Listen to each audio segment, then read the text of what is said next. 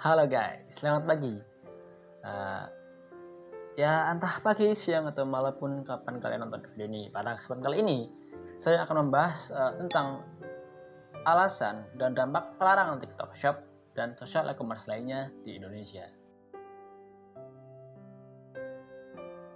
TikTok Shop adalah fitur e-commerce yang tersedia di aplikasi TikTok.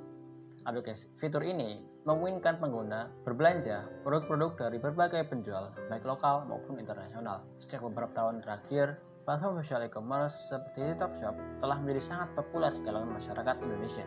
Ini adalah platform di mana pengguna dapat menjual produk mereka secara online melalui video dan dapat berinteraksi dengan pengguna lainnya, seperti dengan calon customer dan pembelinya. Pada bulan September 2023, pemerintah Indonesia mengeluarkan Peraturan Menteri Perdagangan Nomor 70 Tahun 2023 yang melarang social e-commerce untuk berjualan secara langsung di Indonesia. Hal ini menimbulkan pertanyaan, mengapa TikTok Shop dan social e-commerce lainnya dilarang di Indonesia? Nah, salah satu alasan utama adalah keamanan data pengguna. Kenapa? Karena terdapat kekhawatiran serius mengenai bagaimana data pribadi pengguna diambil, disimpan, bahkan digunakan oleh platform ini. Data pribadi adalah aset yang sangat berharga dan perlindungan adalah hal yang sangat penting ya. Jadi kita nggak pernah kebocoran data itu nggak pernah guys. Indonesia itu emang hebat. Selain itu, penyalahgunaan informasi di platform social e-commerce ini juga menjadi perhatian besar. Beberapa pihak mungkin menggunakan platform ini untuk bertujuan penipuan atau memanipulasi pengguna lainnya. Lalu perlindungan konsumen. Perlindungan konsumen adalah hal lain yang perlu diperhatikan. Dalam beberapa kasus, pembeli dapat mengalami kesulitan dalam menjamin bahwa produk yang mereka beli itu sesuai dengan apa yang mereka tulis di deskripsi, dan ketidakpuasan konsumen menjadi masalah serius. Selain itu, pelarangan ini juga bertujuan untuk melindungi pelaku usaha mikro, kecil, dan menengah atau UMKM dalam negeri. Asalnya, produk-produk impor yang dijual di social e-commerce seringkali lebih murah daripada produk UMKM lokal. Hal ini dapat menyebabkan pelaku UMKM lokal gulung tikar. Pemerintah Indonesia telah mengambil langkah-langkah untuk mengatasi masalah ini. Salah satunya adalah melarang TikTok Shop dan serupa lainnya.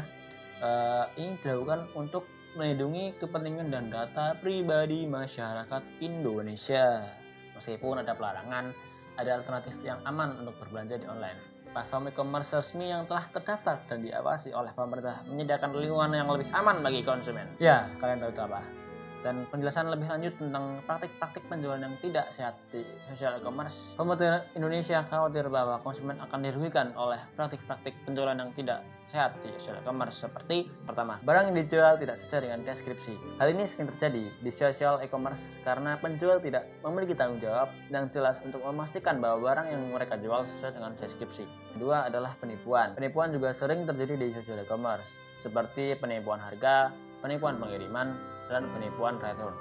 Penjelasan lebih lanjut tentang potensi penyalahgunaan data pribadi konsumen oleh social e-commerce. Pemerintah Indonesia juga khawatir bahwa data pribadi konsumen akan disalahgunakan oleh social e-commerce seperti untuk menargetkan konsumen dengan iklan yang tidak relevan atau untuk menjual data pribadi konsumen ke pihak ketiga. Ya, seperti yang telah terjadi di Indonesia, itulah kebocoran data kartu keluarga di IndiHome dan lain-lain. Oleh siapa? Penjelasan lebih lanjut tentang dampak pelarangan TikTok Shop dan social e-commerce lainnya di Indonesia. Dampak pelarangan di Indonesia.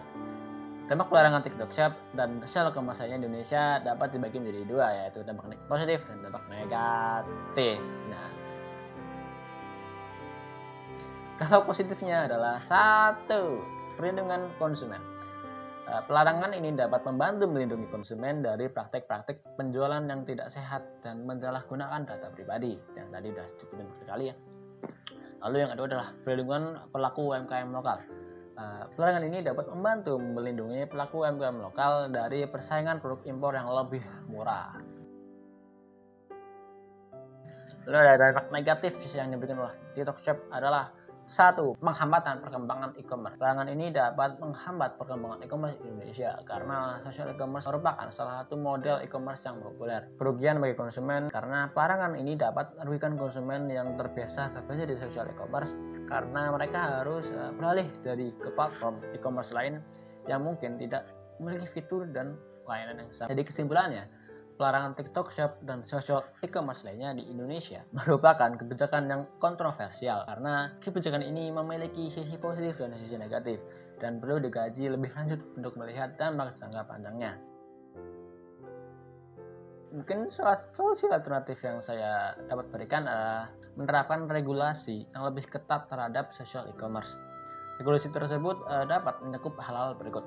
Yang pertama adalah kewajiban penjual untuk memastikan bahwa barang yang mereka jual sesuai dengan deskripsi. 2. Pidana bagi penjual yang melakukan penipuan. Yang ketiga, aturan perlindungan data pribadi bagi konsumen. Dengan adanya regulasi tersebut, ini akan membuat lebih diharapkan konsumen itu lebih aman ya, rasanya lebih aman, dan UMKM lokal dapat terlindungi dari praktik-praktik yang tidak sehat di social e-commerce. Jadi jangan lupa, entah kalian pro atau kontra terhadap kasus ini. Yang jelas saya mendukung yang baik untuk kita semua. Oke, mungkin kurang lebihnya mohon maaf. Baik ini maaf ya, minta maaf. Nun walakolami wa maisturun fastabiqul khairat. Assalamualaikum warahmatullahi wabarakatuh. Meskipun di awal tidak salam. Terima kasih, dadah. See you.